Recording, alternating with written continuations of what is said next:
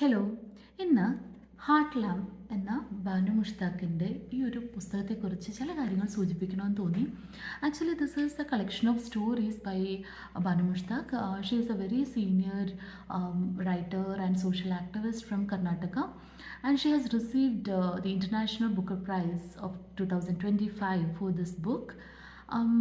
ഇതിൽ ശരിക്കും ബാനു മുഷ്താഖ് പറയാൻ ശ്രമിച്ചിട്ടുള്ള കാര്യങ്ങളെക്കുറിച്ച് ഞാനിത് ഒരു വായനക്കാരി എന്ന രീതിയിൽ വായിച്ചപ്പോൾ ഭയങ്കര ഇൻട്രസ്റ്റിംഗ് ആയിട്ട് തോന്നി. പക്ഷേ വായിച്ച് കഴിഞ്ഞപ്പോൾ ചില വീഡിയോസ് കണ്ടു, അതായത് ഈ പുസ്തകത്തെ ക്രിട്ടിസൈസ് ചെയ്തുകൊണ്ടുള്ള പ്രധാന വിമർശനങ്ങൾ എന്ന് വെച്ചാൽ ഈ പുസ്തകത്തിലെ ആഖ്യാന ശൈലി, കഥകൾ പറഞ്ഞിരിക്കുന്ന രീതി, ഇത് നറേറ്റിംഗ് സ്റ്റൈൽ ഒരുപോലെയാണ്, പ്രത്യേകിച്ച് പുതുമയൊന്നുമില്ല, എല്ലാ കഥകളുടെയും പ്ലോട്ടുകൾ ഒരുപോലെയാണ്, കഥ പറഞ്ഞിരിക്കുന്ന രീതി ഒരുപോലെയാണെന്നുള്ളതാണ്.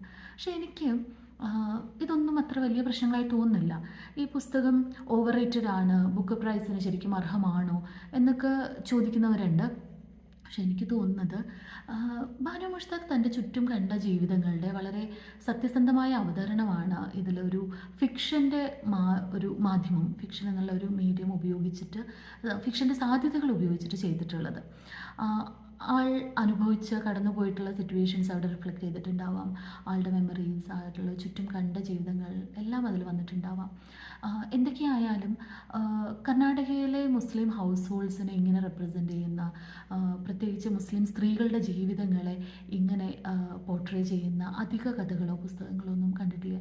പൊതുവെ തന്നെ മാർജിനലൈസ് ചെയ്യപ്പെടുന്ന ജീവിതങ്ങൾ, സ്ത്രീകളുടെ ജീവിതങ്ങൾ, മുസ്ലിം ജീവിതങ്ങൾ, ദളിത് ജീവിതങ്ങൾ, ക്യൂർ ജീവിതങ്ങൾ, ഇതൊക്കെ നമ്മുടെ മുഖ്യധാര സാഹിത്യത്തിലേക്ക് എത്തുന്നത് വളരെ കുറവ് തന്നെയല്ലേ.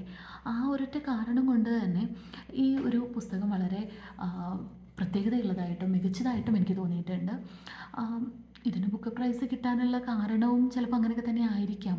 ഇതുവരെ നമ്മളൊന്നും സാഹിത്യ ലോകത്ത് അധികം കണ്ട് പരിചയിച്ചിട്ടില്ലാത്ത ചില സംസ്കാരങ്ങൾ, കൾച്ചർ, ജീവിതം, ഇതെല്ലാം ഇതിലൂടെ വായനക്കാരിലേക്ക് എത്തുന്നതായിരിക്കാം. ഇത്തവണ ദസറയ്ക്ക്, ഇപ്പോൾ കഴിഞ്ഞ ആഴ്ച കഴിഞ്ഞ മൈസൂരിലെ വളരെ പോപ്പുലറായിട്ടുള്ള ദസറ ഫെസ്റ്റിവൽ ഔദ്യോഗികമായിട്ട് ഉദ്ഘാടനം ചെയ്തത് ബാനു മുഷ്താഖായിരുന്നു. ഗവൺമെൻറ്റിൻ്റെ ഇനോഗ്രേഷനായിരുന്നു അത്. ഇതൊക്കെ തന്നെയല്ലേ ശരിക്കും പറഞ്ഞാൽ സെക്യുലർ ഇന്ത്യ എന്ന ആശയം, the India story, the real India story അല്ലേ.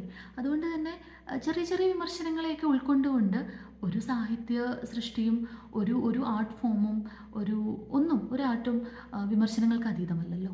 അതുകൊണ്ട് തന്നെ എല്ലാ വിമർശനങ്ങളെയും ഉൾക്കൊണ്ടുകൊണ്ട് ഈ പുസ്തകം, ഇതിലെ കഥകൾ എല്ലാവരും ഒന്ന് വായിക്കണം എന്നാണ് എനിക്ക് തോന്നുന്നത്. So ya, read it, then will see അല്ലേ, നമുക്ക് സംസാരിക്കാം. Thank U.